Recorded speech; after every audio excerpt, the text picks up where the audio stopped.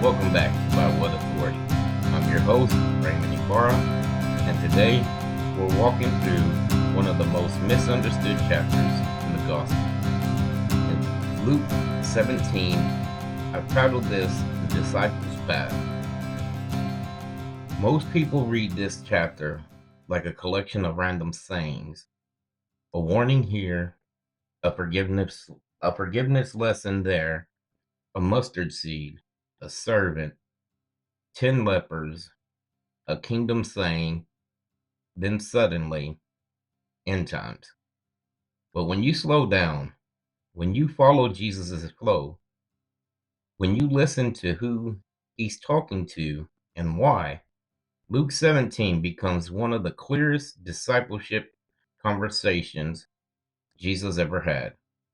This isn't a list of disconnected teachings.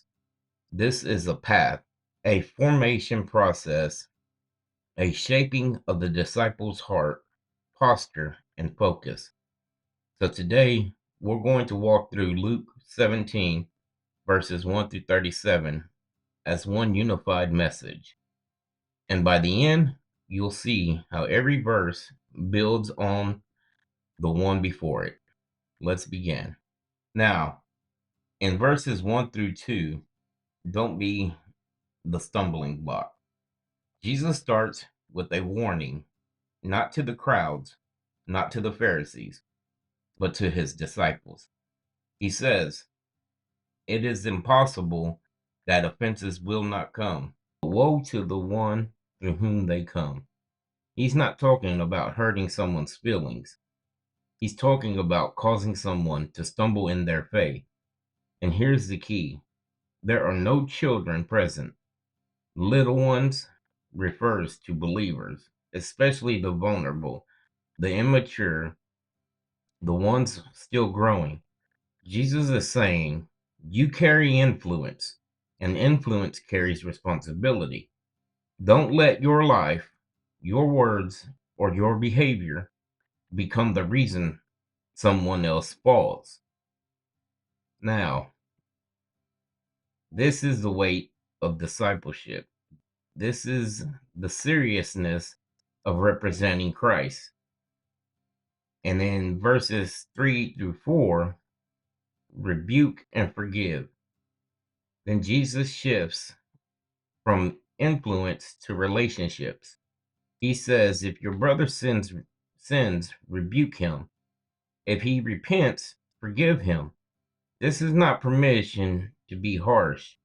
This is not a license to confront everything you don't like. This is Jesus giving a kingdom protocol for dealing with sin inside the community. Rebuke protects the relationship. Forgiveness restores it. Repetition tests your heart. Jesus is forming disciples who don't avoid conflict, don't enable sin, and don't hold grudges.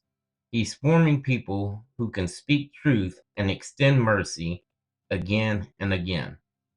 And in verses 5 through 6, we see, stop asking for more faith. Use what you have. The apostles hear all this and they feel the weight of it. So they say, Lord, increase our faith. But Jesus doesn't say yes.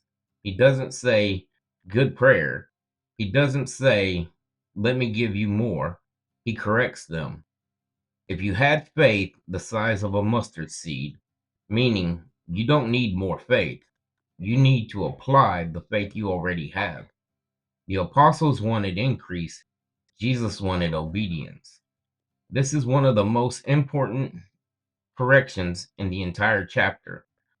We often pray for more faith because we don't want to use the faith we already possess. Jesus is saying, stop waiting for more. Start walking with what you have. In verses 7 through 10, obedience increases faith. Jesus continues by giving a parable about a servant. A servant doesn't come in from the field and expect to be served. He doesn't negotiate. He doesn't delay. He doesn't wait for more strength or more faith. He simply does what he was commanded. Jesus is not teaching harshness, he's teaching posture. He's saying this is how faith grows, not by asking for more, not by waiting for a feeling, but by obeying. Obedience is the exercise that strengthens faith. Obedience is the soil where faith matures. You don't get more faith before you obey. You get more faith through obedience. This is the heart of the discipleship. Now, in verses 11 through 19, we're looking at faith in action brings healing.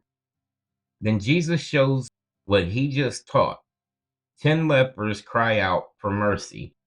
Jesus gives them a command that makes no sense in the moment. Go show yourselves to the priest.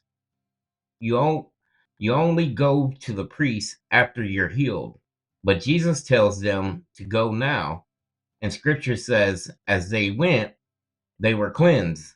Not before, not instantly, not while standing still. Healing met them in motion. This is mustard seed faith in real time. This is obedience activating the miracle. One returns in gratitude, and Jesus says, your faith has made you whole. 10 were healed, one was transformed. Faith in action brings healing. Faith in gratitude brings wholeness. Now, in verses 20 through 21, don't look for the kingdom, live in it. The Pharisees asked Jesus when the kingdom will come. They're looking for signs, for political shifts, for visible power. Jesus says, you won't see it with your eyes. You won't track it like a weather pattern. The kingdom is already in your midst. Meaning, don't look for it, live in it. The kingdom is not external, it's internal. It's wherever Jesus reigns. This ties directly to everything he's been teaching. Don't wait for more faith. Don't wait for visible proof. Don't wait for perfect conditions. Don't wait for signs. The kingdom is already here. Walk in it. Now, lastly, in verses 22 through 37, stay focused until he returns. Now, Jesus turns back to his disciples and gives them a final call. Focus. He says, a time is coming when they will long for his return, when following him will be costly, when faithfulness will be tested. So he warns them, don't chase signs, don't follow rumors, don't get swallowed by the ordinary, don't look back. Remember Lot's wife.